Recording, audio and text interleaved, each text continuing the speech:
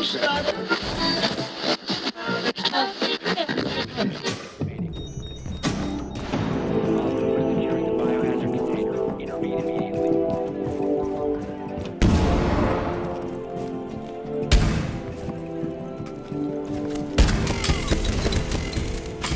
everyone and welcome back to the Colt 1835's channel. Today we're going to be talking about some things that I believe should help the casual player out in Rainbow Six Siege. So right now in Siege, we're seeing even a different game than what I saw back when I started in Operation Burnt Horizon, which was not that long ago. Now before some of you older players scream that I'm still a noob myself, yes, I am, but I want to help my fellow scrubs out there on this channel. So whether or not you're brand new to the game and this has been one of your first impressions of Siege, or you're a long-time player, I hope this little video can help out just a little bit to make your Siege playing time even better. So what you're going to see here are a couple of Twitch plays. The first is what you would expect from a veteran player, 3 headshots for a clutch win. What you don't see in this clip is right before I killed Valkyrie and Jaeger, I accidentally killed my teammate Ash and almost threw because we were down on match point with a clutch or lose situation. But I ended up taking stocks with Twitch and landing my shots on the head, which is the most important part. Now when I see Lesion here, I miss his head but force him to retreat back from long table back into the objective. What many players do not realize is that the power of the drone is the best utility. I use my drone here as Twitch to bait the Lesion into shooting my drone, revealing where he is via sound cue and bullet trail. Then, all it comes down to is peeker's advantage and keeping your crosshairs at head level, which is a struggle that I often have on console. The most important thing that I have found in the year or so of playing Siege is that this game requires a decent set of headphones.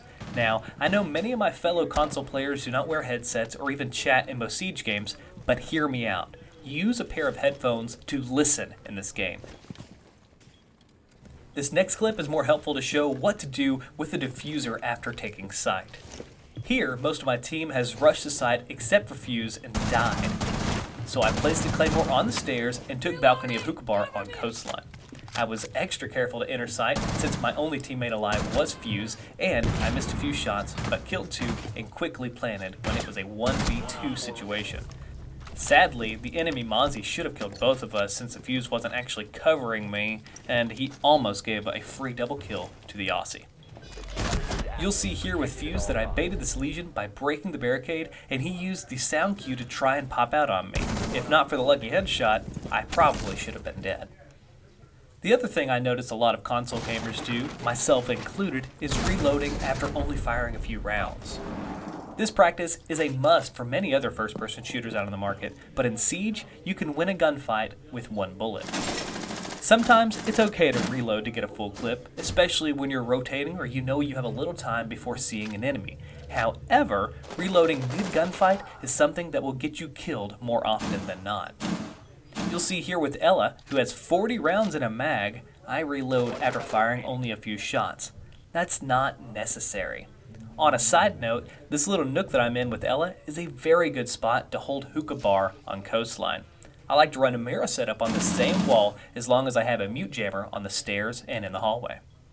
And my fellow console scrubs, fear not if your aim is trash. I have learned that for us on the sticks, we should always use the vertical grip if you struggle with any type of recoil. I have gone back to all vertical grips just to give my aim the extra spice it needs against some of the better recoil controlling players out there on console. And as you can see from some of my gameplay, I'm a flanker and kind of a roaming character.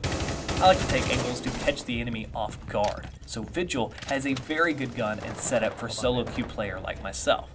So, in this clip, the attacking team was very timid on pushing on a site, and I definitely waited too long to flank from the outside of Oregon, but it paid off that the enemy team was thirsty for the final kill instead of playing objective and planting the diffuser.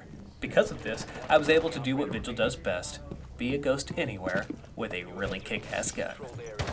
So like I said before, I've only been playing Rainbow Six Siege on console for a little over a year coming into Operation Shadow Legacy.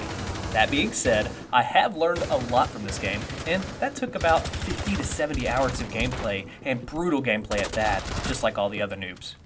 It's a brutal learning curve, even for a first-person shooter veteran like myself. And I also play console, so my experience is a little different from some of the bigger name content creators that talk about Siege. So, here on this channel, we're going to talk more about console issues and tactics that work more for console players. I promise to edit out as much of the potato aim that I can in these videos for anyone who might be on PC and doesn't want their eyes to bleed. For the potato aim that's there, I put a potato aim cam. Another thing I see too often on console, especially during ranked and unranked matches, are defenders who are not using the clock as an ally. The clock in a round is one of the defender's best tools. You'll see here as I play the time on Vigil and force the sledge to either plant or lose the round to time. Either way, you win. Another thing that is super important for players to know is that you do not have to anchor on site. You can do some of the best gatekeeping a room or two away from the objective. Just be careful not to get caught too far away from the objective without having a planned route back. So here on this Melusi clip on Bank, you can see that I held Electrical and Skylight with one person. Now what the other team should have done was repelled onto Skylight and maybe forced me down or around, but they allowed me to hold these really good angles and miss a few shots. The final play of this game came down to my setup and prep phase. I impact grenaded a hole in the wall here, and I had a feeling that they were going to try to push this. And it came down to landing shots and the Peeker's advantage in Siege, both of which I got. If you're not familiar with what they call Peeker's advantage in Rainbow Six Siege, all that means is that the way the servers and gameplay works is when you peek around a corner with your lean, you have a small fraction of a second that allows you to see your enemy before they see you. That's also why you can't see where you have died from until you watch the kill cam.